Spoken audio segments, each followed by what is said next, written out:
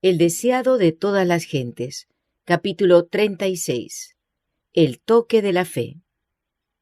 Este capítulo está basado en Mateo 9, versos 18 al 26, Marcos 5, versos 21 al 43, y Lucas 8, versos 40 al 56. Al volver de Gádara a la orilla occidental, Jesús encontró una multitud reunida para recibirle, la cual le saludó con gozo. Permaneció él a orillas del mar por un tiempo, enseñando y sanando, y luego se dirigió a la casa de Leví Mateo para encontrarse con los publicanos en su fiesta. Allí le encontró Jairo, príncipe de la sinagoga.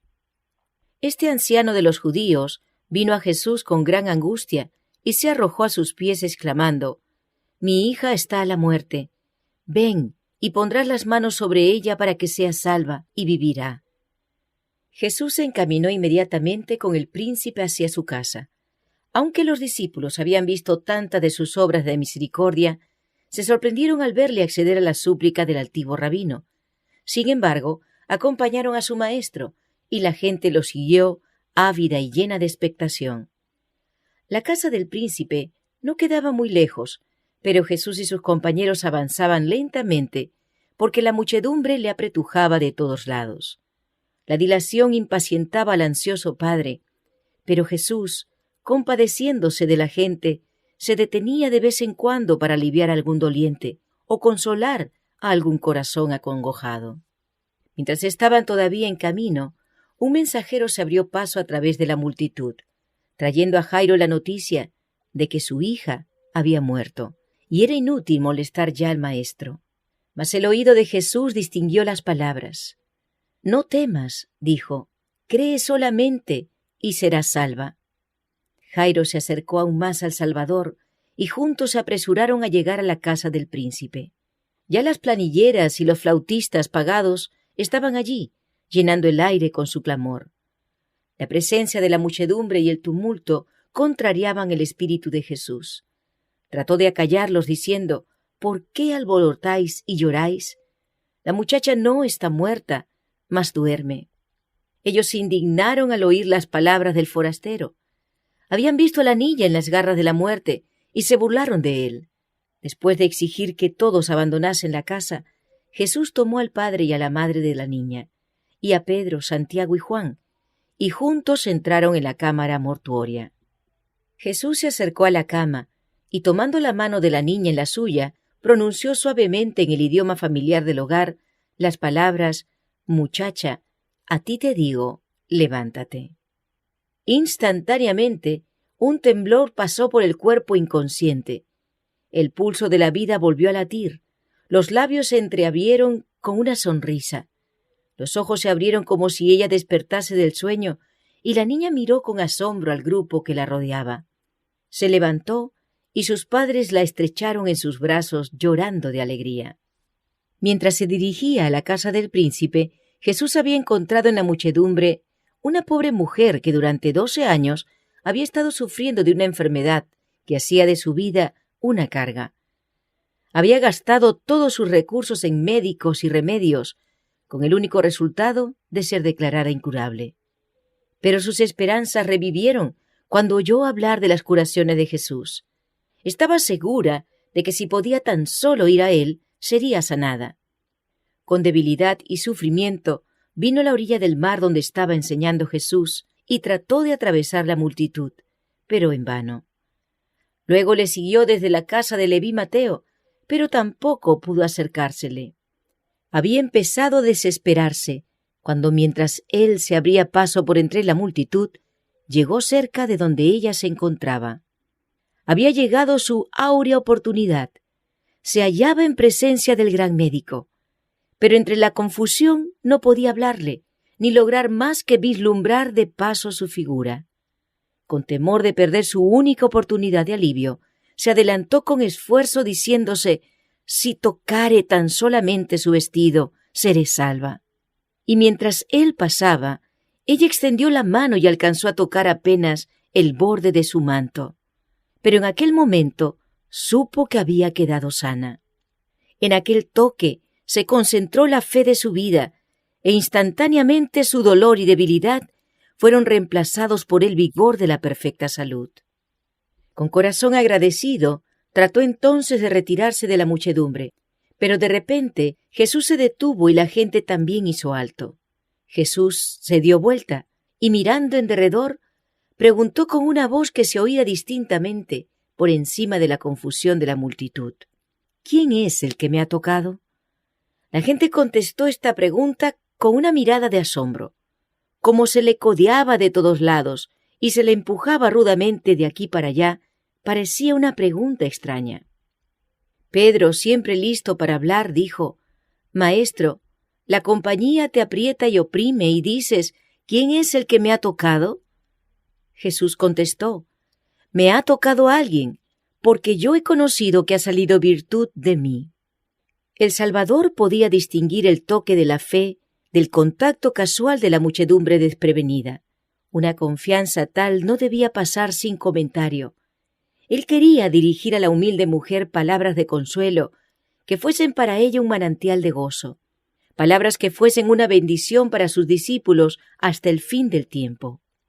Mirando hacia la mujer, Jesús insistió en saber quién le había tocado. Hallando que era vano tratar de ocultarse, ella se adelantó temblorosa y se echó a los pies de Jesús.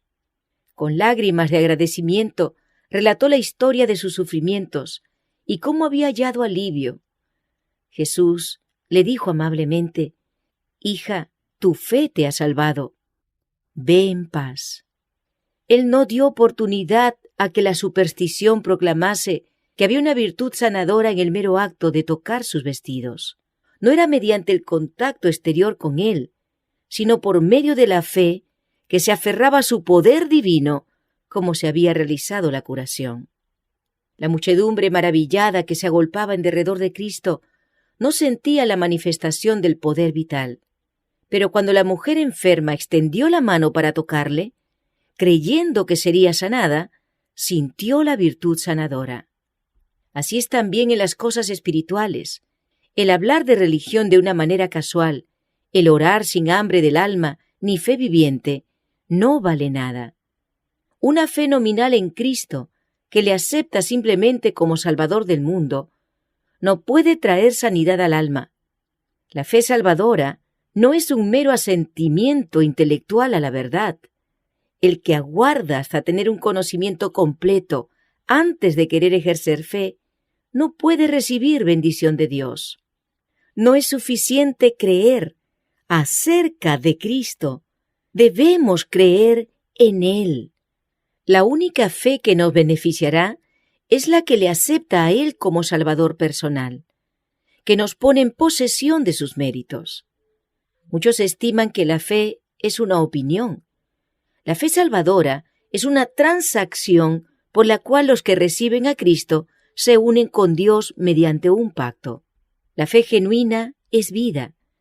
Una fe viva significa un aumento de vigor, una confianza implícita por la cual el alma llega a ser una potencia vencedora.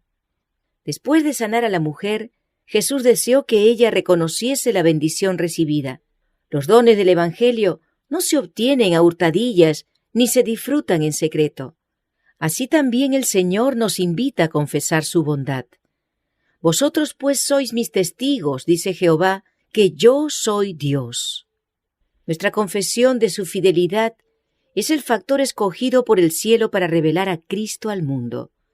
Debemos reconocer su gracia como fue dada a conocer por los santos de antaño, pero lo que será más eficaz es el testimonio de nuestra propia experiencia.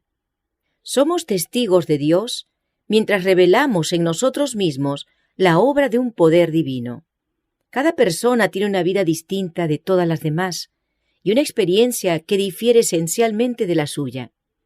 Dios desea que nuestra alabanza ascienda a Él, señalada por nuestra propia individualidad. Estos preciosos reconocimientos para alabanza de la gloria de su gracia, cuando son apoyados por una vida semejante a la de Cristo, tienen un poder irresistible que obra para la salvación de las almas. Cuando los 10 leprosos vinieron a Jesús para ser sanados, les ordenó que fuesen y se mostrasen al sacerdote.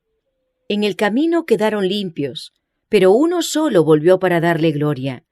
Los otros siguieron su camino, olvidándose de aquel que los había sanado. ¿Cuántos hay que hacen todavía lo mismo? El Señor obra de continuo para beneficiar a la humanidad. Está siempre impartiendo sus bondades. Levanta a los enfermos de las camas donde languidecen. Libra a los hombres de peligros que ellos no ven. Envía a los ángeles celestiales para salvarlos de la calamidad, para protegerlos de la pestilencia que anda en oscuridad y de la mortandad que en medio del día destruya. Pero sus corazones no quedan impresionados. Él dio toda la riqueza del cielo para redimirlos, y sin embargo no piensan en su gran amor.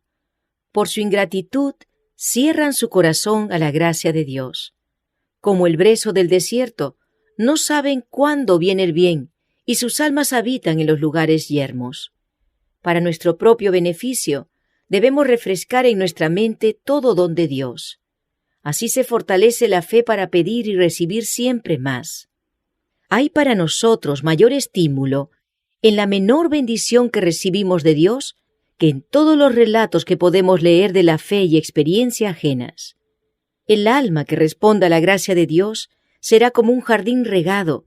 Su salud brotará rápidamente, su luz saldrá en la oscuridad, y la gloria del Señor le acompañará.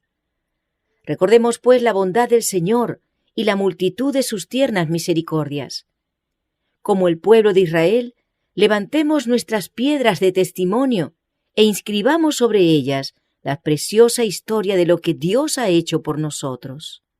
Y mientras repasemos su trato con nosotros en nuestra peregrinación, declaremos con corazones conmovidos por la gratitud: ¿qué pagaré a Jehová por todos sus beneficios para conmigo? Tomaré la copa de la salud e invocaré el nombre de Jehová. Ahora pagaré mis votos a Jehová delante de todo su pueblo.